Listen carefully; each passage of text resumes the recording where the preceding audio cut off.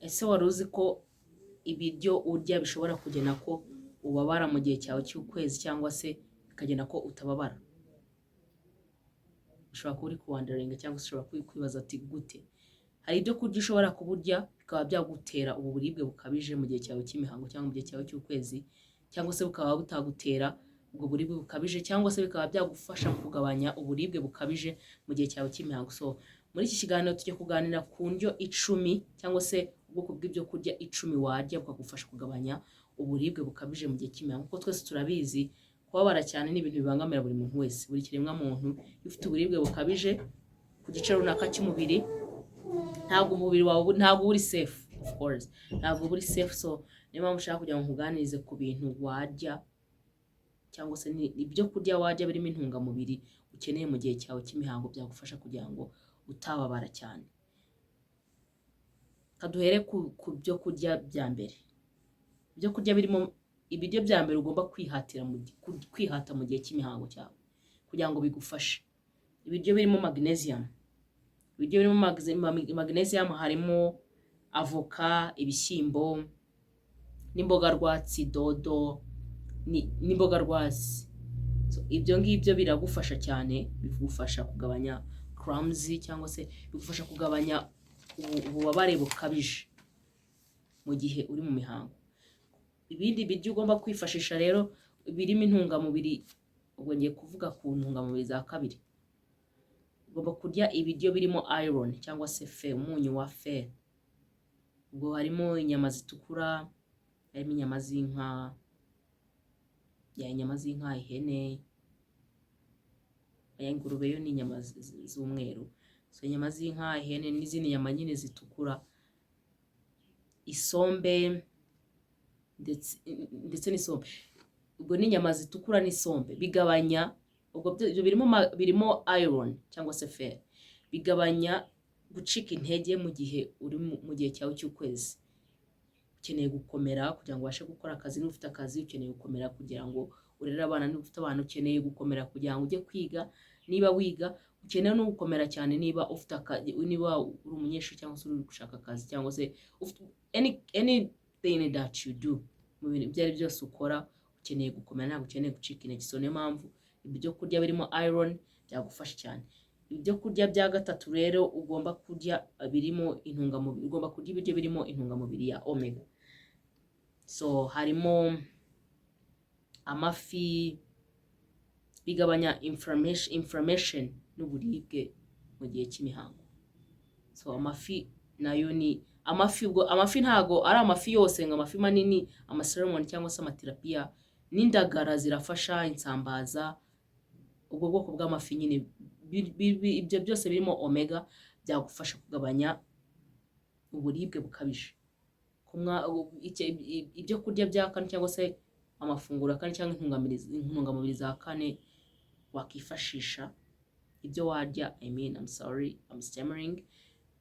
Imbuto, fruits, harimo imineke, pome, amacunga n'izindi mbuto nyinshi zitandukanye, amapapayi n'ibiki.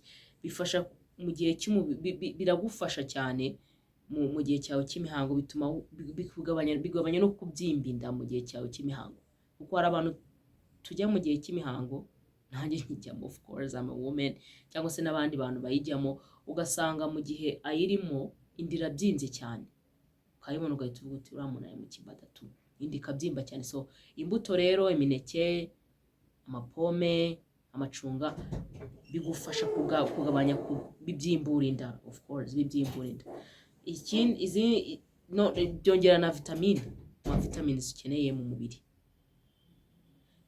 Ibindi biryo ugomba kurya ibiryo birimo calcium cyangwa se calcium.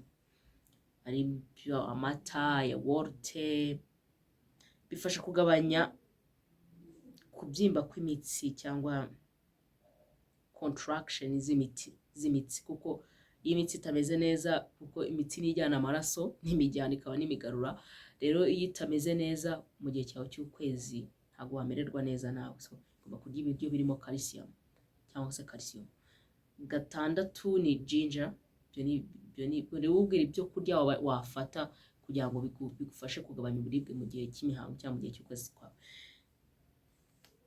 Ginger cyangwa se tangawizi, ariko hano ugomba kwitonda. Ushobora kuba urwaye igifu, ushobora kuba utanakorana nayo. nk'ubu nkanjye ngewe personally ntabwo njya mfata ibintu birimo tangawizi, bimerera nabi cyane. So ndumva kubifata ndi mu gihe cyanjye cy'ukwezi yaba ari bad idea that I can ever make, or bad decision. So I better stay off without getting that ginger. So nawe niba ufite ikibazo cy'umubiri, niba ufite umubiri udakorana neza na tangawizi, ntabwo nakurekomendinga gukoresha tangawizi, no.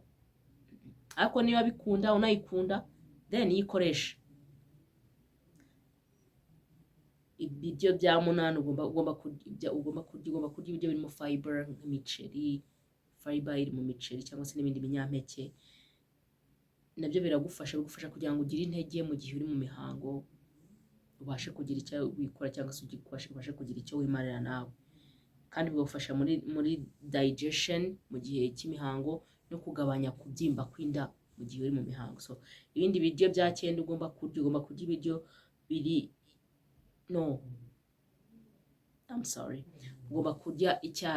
ugomba kunywa icyayi gishyushye. Of course nabivuzeho mu kiganiro cyashize, ugomba kunywa icyayi gishyushye, ariko nanone icyayi cy'ibyatsi, apana icyayi cyo mu ruganda. Nabyo nababwiye, icyayi cy'igisura, cy'ikibabi cy'ikiyote, kirimo ibibabi by'ibiyote, amatunda, ibibabi by'imyembe, biriya byose birafasha. At the end of the day uzasanga bigufasha. Ikindi, ibindi byo kurya wafata mu gihe uri mu mihango kugira ngo, cyangwa mu gihe cy'ukwezi kugira ngo ugabanyirize uburibwe, ni ukunywa amazi menshi. afasha umubiri kutabyimba, yatuma utabyimba, agabanya nyine kumva ugugaye mu mubiri, ariko aranafasha cyane mu bintu, agabanya na dehydration mu gihe uri mu mihango. So rero ibyo kurya ni inkingi ya mwamba mu kugenda kumererwa neza kwawe mu gihe uri mu kwezi, of course, mu gihe uri mu kwezi.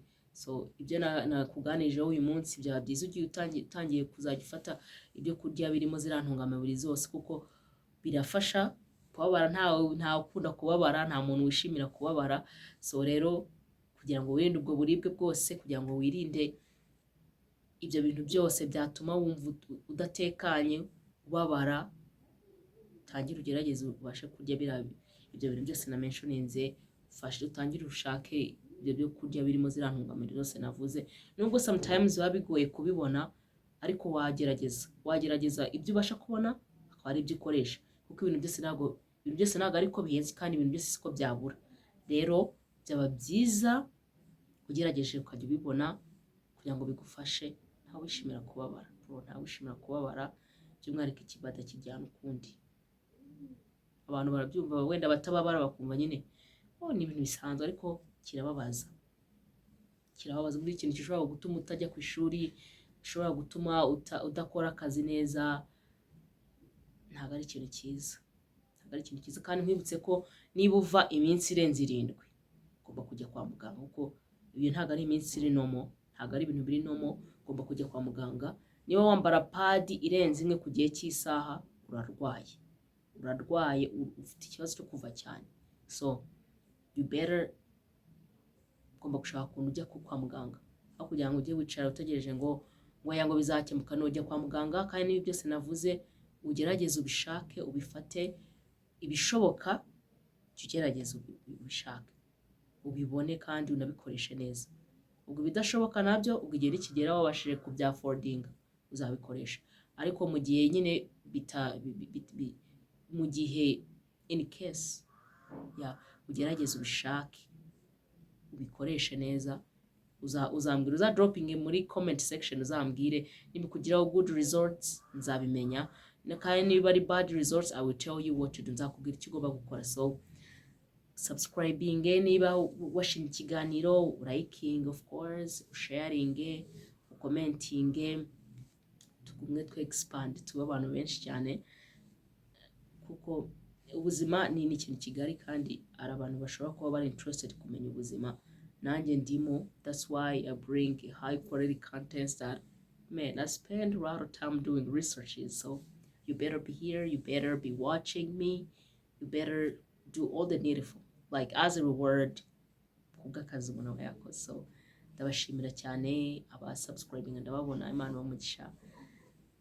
Yeah, thank you so much. Ntimuzacikwe n'ikiganiro cy'ubutaha, tuzaba turi kuganira ku mpamvu abagore cyangwa se